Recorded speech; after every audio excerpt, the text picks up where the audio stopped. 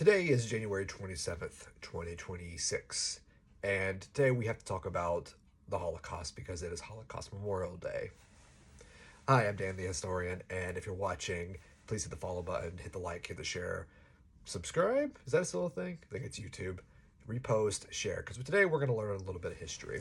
Now, in order to talk about the Holocaust and Holocaust Memorial Day, we have to discuss what is a Holocaust. Now, genuinely, the way we teach it, or it's probably been taught to you, is that the Holocaust is the mass killing of 6 million Jews in Europe. And while that isn't incorrect, it's also not quite the whole picture.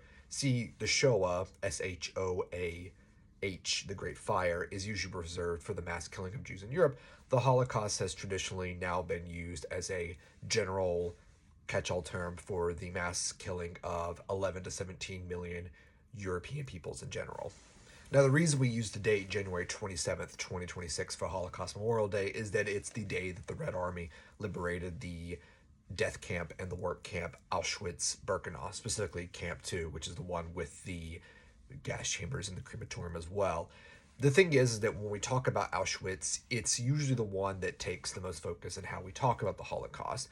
In truth, only about a sixth of the entire people that are going to be killed during the Shoah, the 6 million Jews killed in the Holocaust, are actually killed in Auschwitz.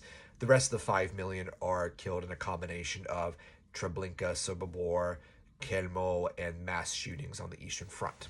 Now, when we talk about the Holocaust, we mostly talk about in terms of anti-Semitism, the hatred and racism towards people of Jewish faith or Jewish ethnic origin.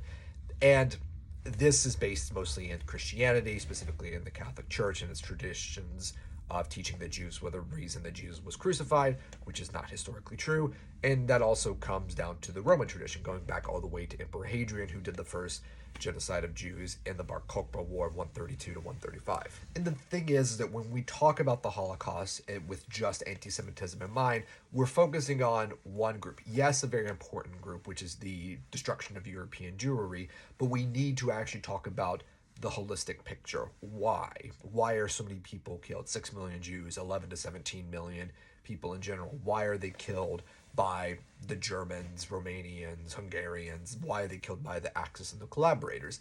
And to understand that, you need to understand that the reason for this is to achieve a political and an ideological goal, as well as an economic goal and a military goal.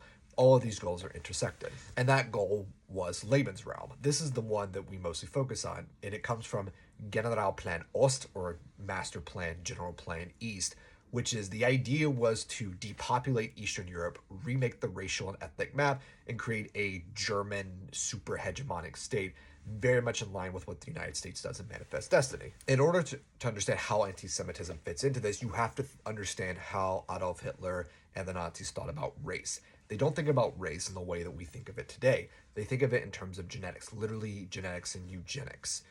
To their mindset, we are a fallen people. By we, they mean the Aryan race.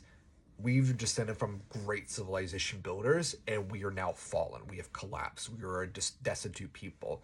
And the way that happened, it wasn't because of political infighting, it wasn't because of disease or economics. It's because of race mixing. Not race mixing just in terms of, people of different skin color, but Nords and Aryans mixing with Mediterranean peoples and Slavic peoples and Jews, quote unquote Jews as well. And this is the ultimate truth that Hitler sees, that the way that in order for Germany to become a great civilization, for the German people to survive the coming economic apocalypse of food shortages, is to use eugenics in order to become a great master race again. That's what they are trying to do. And so we have to understand the Holocaust as a state building project, an empire building project, a colonial project, a social and economic building project. It is all of these things in one.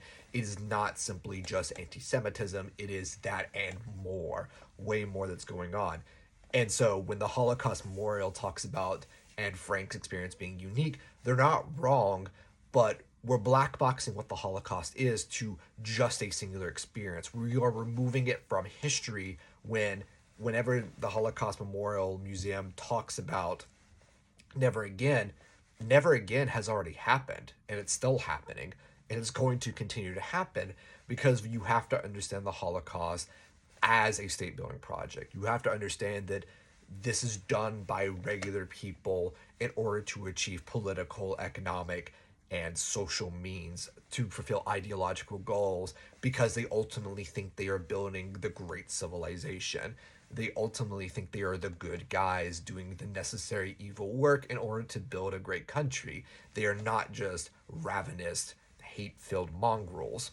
They are people that are think they are what they are doing is right even though they know it's wrong. And so when we talk about what is happening today, what is happening in the world today, it's not diminishing the Holocaust. It is not making it ahistorical. It is making it historical. It is saying these things are happening today that mirror what has happened in the past. We need to understand that this is going to can happen in the future.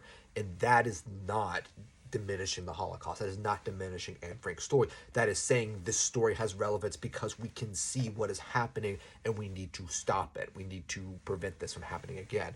That is what we should be doing. That is what history is supposed to be there to do.